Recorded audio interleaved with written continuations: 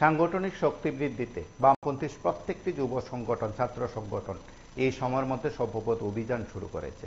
সেদিক থেকে অভিযান শুরু হলো বামপন্থী যুব সংগঠন টিওয়াইএফ এর তরফেও।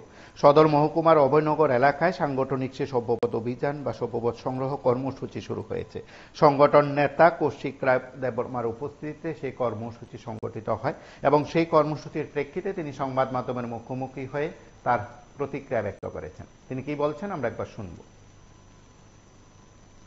টিওয়াইএফ অভয়নগর অঞ্চল কমিটি আজকে উদ্যোগ নিয়েছে আমাদের যে মেম্বারশিপ সভ্যপথ 2024 আমরা সংগ্রহ করতে এই অঞ্চলে বিভিন্ন জায়গাতে গেছি এবং আমরা দেখেছি এই অঞ্চলের যে যুব অংশের রয়েছে ওদের থেকে ভালো আমরা সাড়া পেয়েছি।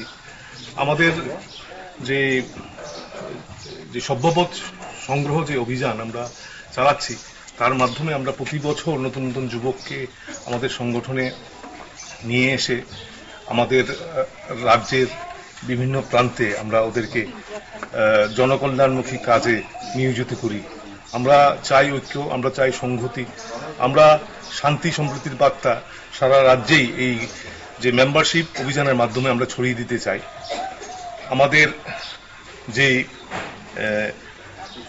মেম্বারশিপ এই বছর গেছে বছর থেকে আরো বৃদ্ধি করার আমরা সারা রাজ্যব্যাপী আমরা উদ্যোগ নিচ্ছি। এই কিছু বলে আমার সংগঠনের পক্ষ থেকে আমি সংগ্রামী অভিনন্দন। আপনারা শুনলেন এবং যে বার্তা যে বক্তব্য সংগঠন দিয়েছে, সংগঠন নেতৃত্ব দিয়েছেন, সেদিক থেকে সংগঠনের শ্রীবৃদ্ধি, সাংগঠনিক শক্তি বৃদ্ধি সেখানে অন্যতম লক্ষ্য। সেদিক থেকে বামপন্থী ছাত্র যুব সংগঠন ময়দানে রয়েছে, তারা তাদের সাধ্য মতন সেখানে তাদের বার্তা পৌঁছে দেওয়ার চাইছে। সেদিক থেকে নতুন নতুন সদস্য সংখ্যা যেমন বাড়ানোর উদ্যোগ, ঠিক তেমনি সাংগঠনিক কর্মসূচি সংগঠিত করেও তারা পৌঁছে যেতে চান সকলের কাছে। আপনারা সঙ্গে থাকুন, দেখতে থাকুন PB24। আর অনেক বিষয় রয়েছে, অনেক খবরাখবর রয়েছে, সবকিছু বিষয় দেখতে একমাত্র নজর রাখবেন PB24 এর পর্দায়।